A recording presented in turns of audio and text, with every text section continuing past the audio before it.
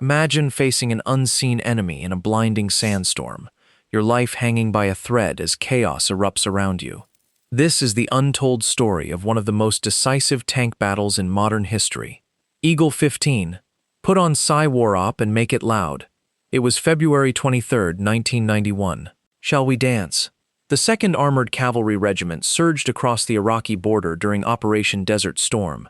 Amidst the thunderous advance of armor, Captain Herbert Raymond McMaster stood proudly atop his M1 Abrams, leading Eagle Troop into battle. After agonizing anticipation, it was finally showtime.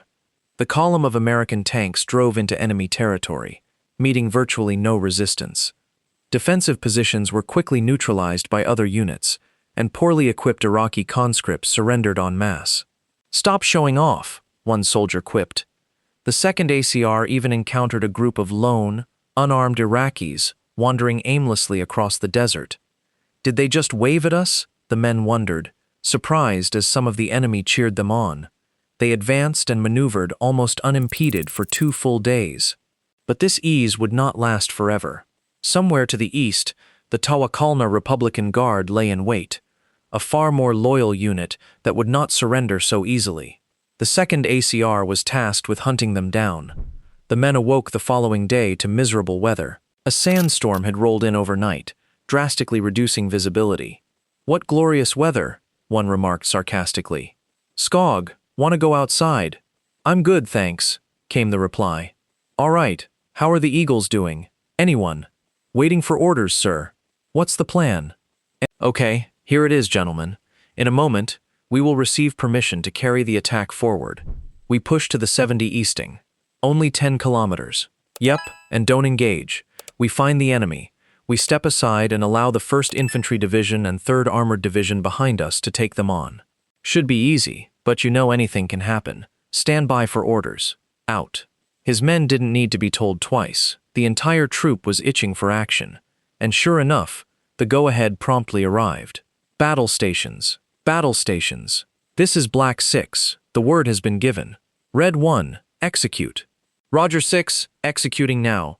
I feel the need for speed, one soldier exclaimed. "Matt, you know that's $5 in the drink box for any film quotes," another retorted. "Oh, come on. I love the smell of napalm in the morning. That's 10. The engines roared and whirred to life. 6 M2 Bradleys from the 1st platoon drove past the line of Abrams, taking their positions at the front as the entirety of the 2nd ACR moved through the sandstorm in a kilometers-long formation, pushing into the unknown. McMaster hunkered down, observing the battlefield with his thermal sight, but initially, nothing appeared. Suddenly, loud explosions erupted ahead. McMaster and his men swept the area with their binoculars and thermals. There were no direct contacts, but they quickly identified the source: airburst artillery exploding mid-air and raining shrapnel across the ground. McMaster didn't need to issue an order. Instinctively, the Bradleys and Abrams broke formation to drive around the impact zone. A sense of pride swelled in McMaster. His troops were acting precisely as they had been trained. The artillery was evaded, and the line reformed as they pushed onward. It wasn't long before something else caught his eye. Figures emerged through the haze. Buildings. McMaster narrowed his eyes, deep in thought. This village looked out of place. There was no farm, no animal pens, no infrastructure to sustain a civilian settlement. This, he concluded, must be an Iraqi outpost. Village, direct front. 1 round heat at my command. The loader slammed a high-explosive anti-tank shell into the breach. While the anti-tank component wouldn't be of much use here, the explosive power was precisely what they needed. Up. Ready. Report. The tank's massive, 120mm gun aimed squarely at the structures. But McMaster didn't fire just yet. He waited as his line got closer, searching for any sign of civilians. Up and down the line, the other tanks prepared to level the position, yet they too waited, seeing no evidence that the buildings belonged to anyone. Suddenly, muzzle flashes shone from the windows, and low-caliber bullets began raining down on the armored vehicles. Fire! Fire! McMaster's Abrams opened fire with a thunderous explosion. The round flew through the air, its aim impeccable, hitting the wall and detonating, reducing the building to rubble. The impact instantly marked the target for the 8 other battle tanks, their guns swiveling to aim at the same structure. Ready. Fire. The 9 Abrams fired almost in unison with a deafening blast. In an instant, the buildings exploded into a cloud of rubble and dust, violently silencing the small arms fire. Meanwhile, on the very edge of their formation, Bradley's Eagle 13 and 16 spotted 2 Iraqi T-72s sitting in ambush with their thermal viewfinders. Do we engage? Chills ran down the spines of the vehicle commanders. Why are they still?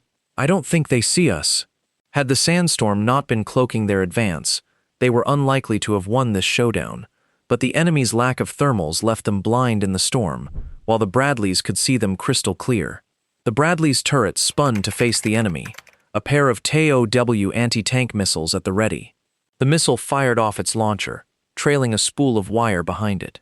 From inside, the gunner kept his crosshairs on the enemy tank, the computer guiding the missile along the wire, keeping it flying straight towards the target. From a distance, it looked like licks of flame hanging in the air for a few fleeting moments. The T-72 detonated with immense force as its turret flew sky-high. The second Bradley fired a second missile aimed at the remaining enemy. The Iraqi crew had barely reacted to the destruction of their companion when they met the same fate. The turret of this T-72 came off and was flipping like a bottle cap in the air, and when it landed, the whole thing burst into flames. I remember thinking, how can a piece of metal burn like that? Eagle 13, reporting contact. The troop resumed its advance, leaving behind T-72 wrecks and obliterated buildings. 2 enemy tanks on the left flank, targets eliminated. McMaster knew these 2 tanks couldn't be alone, and sensed they were about to find exactly who they were looking for. Red 1, this is Black 6, swapping to tank lead. I repeat, changing to tank lead.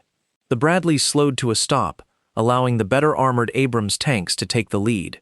They formed an arrow formation, with McMaster proudly in the middle. They reached their target, the 70 easting, but a small crest ahead blocked McMaster's view. Stay behind, he instructed. In flat terrain like this, even minor crests were crucial for visibility, so without waiting for orders, he pushed on just a little further. His Abrams climbed the hill and rolled over the top of the crest.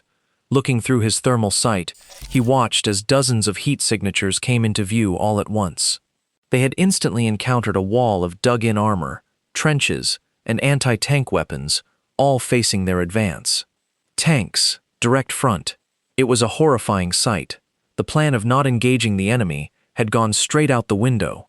Fire, Sabot. Heat are already loaded. The crosshairs immediately locked onto a T-72-1. 4 kilometers away, and the Abrams fired the first shot of the Battle of 73 Easting. But to McMaster's surprise, the massive Iraqi defensive line did not immediately retaliate. In the storm, the Iraqi tanks were completely blind and had no idea about the multiple Abrams actively rolling over their defensive embankment, just a few hundred meters away. They scrambled to respond, crews running for their tanks, diving into trenches, and fleeing to the rear. It was pure chaos. Load Sabot. Up, fire. The armor-piercing fin-stabilized discarding Sabot round fired off the Abrams barrel, releasing a massive depleted uranium dart traveling at 1,575 meters per second. It slammed squarely into the enemy, bursting into flames, cutting through the armor like butter, and setting it alight. McMaster continued to roll forward as the rest of his troop appeared behind him. Abrams tanks opened fire indiscriminately as the T-72s finally began to fight back. Rounds crashed into the earth and zipped over the Americans' heads. McMaster's driver, Christopher Skog Hedenskog, watched nervously out the periscope as he drove towards the enemy. He saw a muzzle flash from the front right, and a split second later, a round slammed into the earth right next to their fender. McMaster's men saw the strike and feared he'd been hit. Black 6, are you hit? Black 6. But then Skog spotted a second T-72 emerging into the sights of their Abrams. Hold on. He turned hard to the left, throwing everyone in the turret off balance. They quickly gathered themselves and resumed their positions. Sir, are you okay? McMaster took a second longer, having hit his head on the edge of the cupola, completely missing the radio transmissions calling for him. Black 6, do you copy? With their leader silent and seemingly having taken a second enemy round, a desperate Red 1 took the initiative. "This is Red 1. Black 6 is down. I'm taking over. Follow my lead." Listening to this on the radio, Skog urgently called for his commander. "Sir, get up on the net. Red 1 just took over." McMaster realized what was happening and was quick to clear up the confusion. "This is Black 6. We're alive. I'm retaking command." Meanwhile, outside was a maelstrom of sand, smoke, and fire. Enemy rounds kept missing the Abrams as they charged through the desert. On the Iraqi side, everything was in pure chaos. The Abrams rolled past the shell-shocked Iraqis, firing round after round into the enemy armor. The Bradleys behind fired their cannons at trenches and infantry, struggling to distinguish between legitimate threats and defeated enemies. Driver Matt Lee followed his unit under fire when a person appeared directly in front of him. Lee slammed on the accelerator and steered towards him. The Bradley barreled towards the soldier at speed. The Iraqi, completely disoriented by the darkness of the storm and the smoke of the battlefield, remained unaware as his body rapidly filled Lee's thermal imager. The speeding Bradley roared by mere centimeters from the enemy. Lee had made a split-second decision, judging that this enemy posed no threat. Elsewhere in the battle, the advancing line of Bradleys was suddenly met with a column of tracers. Bright bullets ricocheted everywhere, and 2 Bradleys focused on the source, a ZSU-23-4 Shilka anti-aircraft gun inside a bunker. They slowed to a halt, and the first anti-tank missile rocketed off its launcher, zipping across the battlefield. The anti-armor warhead detonated into the bunker, collapsing it. A second anti-tank missile flew in moments after, slamming into the ZSU and setting it alight.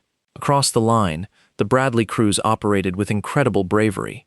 Their missiles could not be fired on the move, so Bradleys had to stop under intense fire to engage enemy armor. Eagle 31 came to a halt, staring down the barrel of a reloading T-72. The American gunner fired his missile, striking the Iraqi tank and exploding it into a ball of flame, mere fractions of a second before it could do the same to the Bradley's crew.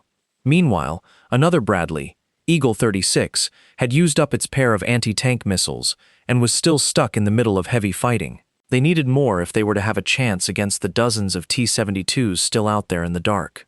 "Tribble, give me some TOs." "On it." Scout Michael Tribble grabbed the missile tubes stowed in the rear and opened the roof hatch to reload them, but the launcher was out of reach. "Can you give me the turret on 5950? The turret needed to be rotated to 5950 mils to allow reloading from the hatch, but Tribble heard the response. "Negative. We're stuck like this." The commander couldn't place the Bradley in a reloading position. They needed the gun and armor facing the enemy. If Tribble was going to reload, he would have to go outside and do it. Tribble rushed out from safety. He could hear the hiss of rifle bullets zipping through the air, a few striking the Bradley's armor with loud clangs. But Tribble ignored it all. He discarded the old tubes and casings and began mounting the new ones. He heard the crack of bullets narrowly missing him, yet he kept his nerve at a time when a slip-up meant the difference between life and death. The missiles reloaded. Tribble returned to the machine, shouting, "Done! Go! Go!" With that, the roof hatch closed, once more protecting Tribble from the chaos outside. The Bradley again lurched to life, charging back into combat. Back at the front, the battlefield gradually calmed down. Bradleys continued to fire their cannons amidst a flurry of small arms fire, clearing out trenches and destroying equipment as the platoon drove through the wrecks of the enemy. McMaster's executive officer came up on the radio, reminding him that the 70 easting was the limit of advance, and they were well past it. "I can't stop. We're still in contact. Tell headquarters I'm sorry." He cut the transmission and returned to the task at hand. They had broken through their lines, but there had to be reserves somewhere in this storm. It didn't take long for them to find them. "I see them." He spotted a group of enemy tanks with his thermal sights. 17 of them, all in a circle. They had attacked so fast that the reserves hadn't even had time to get out of their parking spots. McMaster ordered all of the troops' Abrams to bear. "Ready, report." They crept up on the enemy. He could clearly see an Iraqi tank commander standing in his hatch. The commander heard the Abrams and looked over his shoulder, an expression of utter horror on his face. Fire. In a flash, the full strength of Eagle Troop was unleashed at the stationary targets. In just 1 minute, All 17 of the T-72 tanks were reduced to scrap. Target destroyed. The Bradleys in the rear continued to destroy enemy equipment and ammunition stashes, but the battle was effectively over. Anxiously, McMaster got on the radio to ask the one question he feared the answer to: how many casualties? No casualties to report. They hadn't just won, they had utterly crushed them. In just 23 minutes, this scouting force, which wasn't even meant to engage the enemy, had destroyed 50 T-72s, 25 armored personnel carriers, 40 trucks, and a multitude of other vehicles belonging to the Tawakalna Republican Guard, without losing a single man or vehicle. McMaster was later awarded the Silver Star for his actions. He is still alive today.